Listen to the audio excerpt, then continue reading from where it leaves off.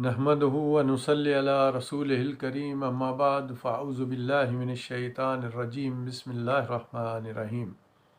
मेरे अज़ीज़ नाज़रीन, आज इस्लामी माशी व माशरती निज़ाम की ये 16वीं किश्त है।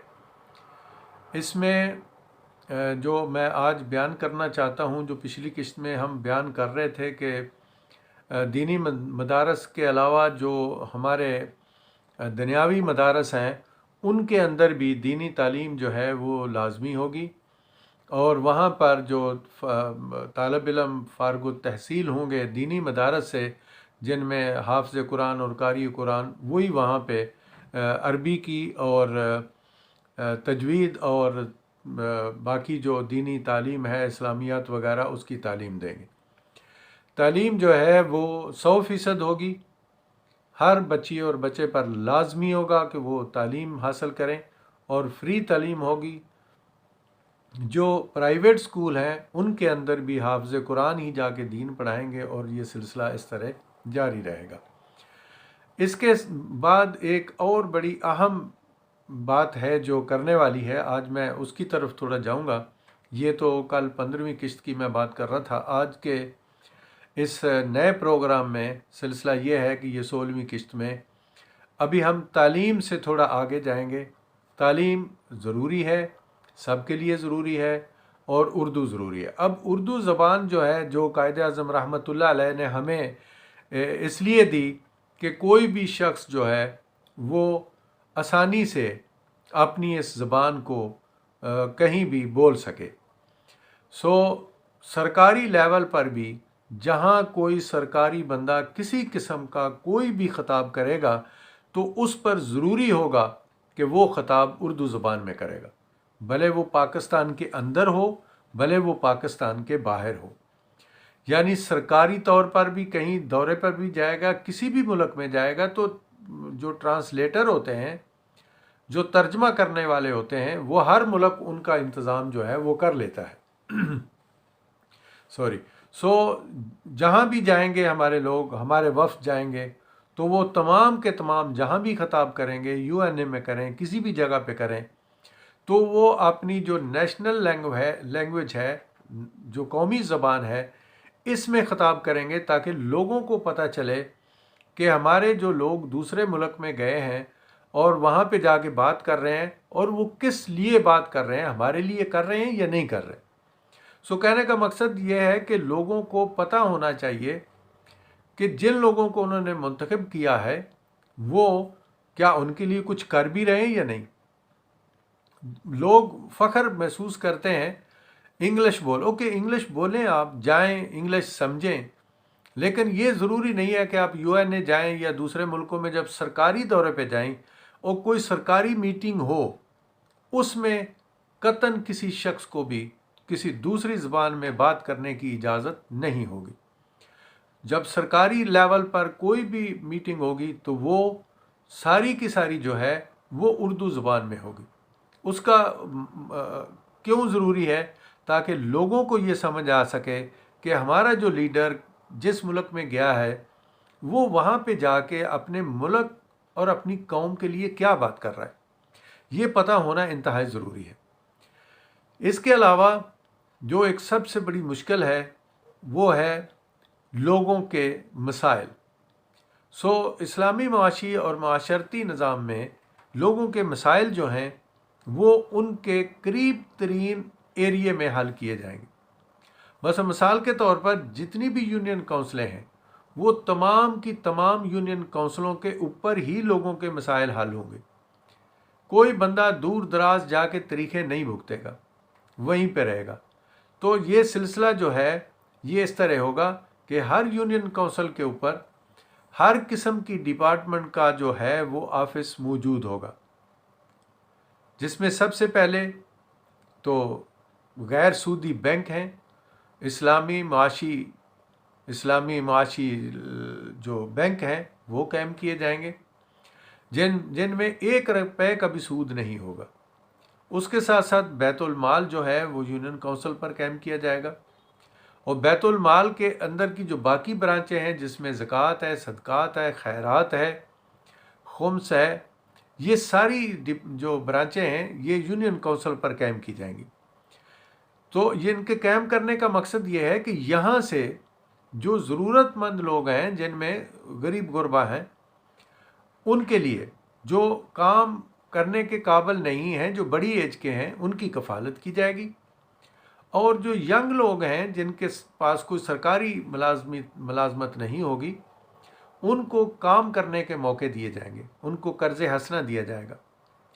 اور جتنے بھی معذور لوگ ہیں، جو ایسے معذور ہیں کہ جو بالکل کچھ نہیں کر سکتے، تو ان کی کفالت حکومت کرے گی باقاعدہ، ان کے لیے سینٹر قائم کیے جائیں گے تاکہ وہاں پر ان کی دیکھ بھال کی جا سکے۔ لیکن جو ایسے معذور لوگ جو کام کر سکتے ہوں اور ان کے پاس پیسہ نہیں ہے، تو ان کو ریاست جو ہے وہ قرض حسنہ دے گی، ان کو کوئی ایسا کاروبار کر کے دے گی۔ مثال کے طور پر دکانداری ہے، پرچون کی دکان ہے، یا کسی اور ایسی چیز کی دکان ہے جو پبلک کے لیے ضروری ہے، تو وہ ان کو کر کے دی جائے گی تاکہ وہ احساس کمتری کا شکار نہ ہوں، اور وہ خود سوچیں کہ ہم اپنا رزق جو ہے وہ اپنی محنت سے کما رہے ہیں، یعنی وہ کسی کے محتاج نہ ہوں، کہ وہ کسی کی طرف دیکھیں کہ کون آئے گا، کون ان کے لیے کھانا لے کے آئے گا، کون ان کے لیے یہ کام کرے گا۔ تو یہ چیزیں یونین کونسل لیول پر قائم کی جائیں گی، اور یہاں سے لوگوں کو فیسیلیٹیٹ جو ہے وہ کیا جائے گا۔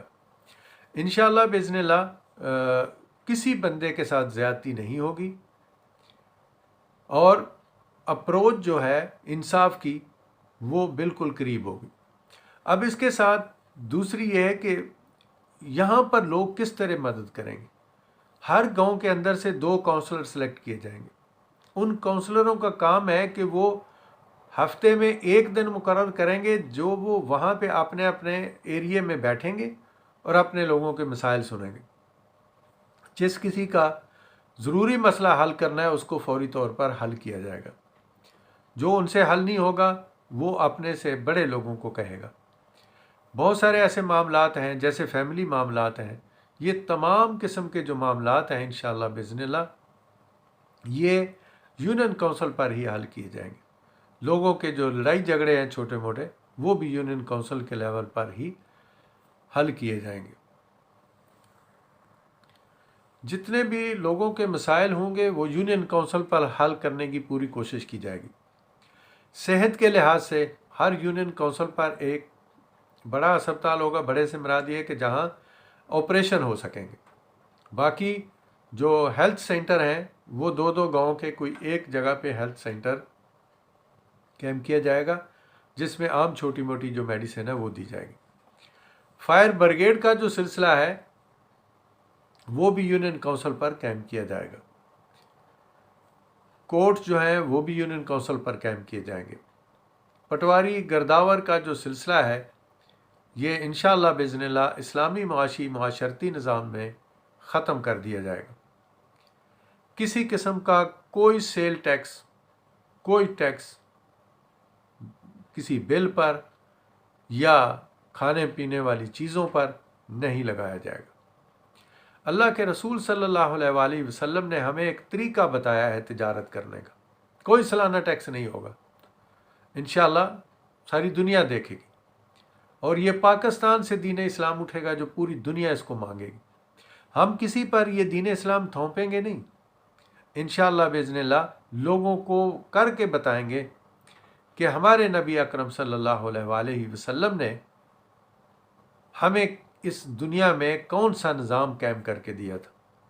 اور میں کئی دفعہ اپنے تمام جو میرے لیکچر ہیں ان میں کہہ چکا ہوں کہ یہ نظام قائم ہونے کی وجہ سے ہی اللہ تعالیٰ نے یہاں پر آ کے دین کو مکمل کر دیا، کتاب مکمل کر دی، نبوت مکمل کر دی گئی۔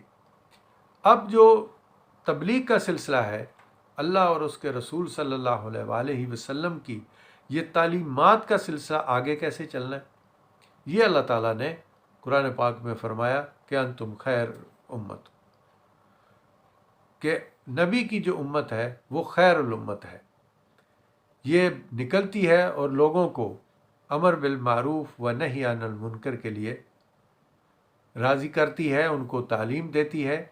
اب میں نے بہت سارے ایسے لوگ بھی دیکھے ہیں، کئی لوگ ہیں وہ صرف امر بالمعروف کی بات کرتے ہیں، جیسے تبلیغ والے ہیں، اور جو ایک اور جماعت ہیں وہ اپنے جو لیکچر ہیں ان کے، جو اپنے ان کے لٹریچر ہیں، ان میں صرف یہ لکھا ہوتا ہے نہی عن المنکر۔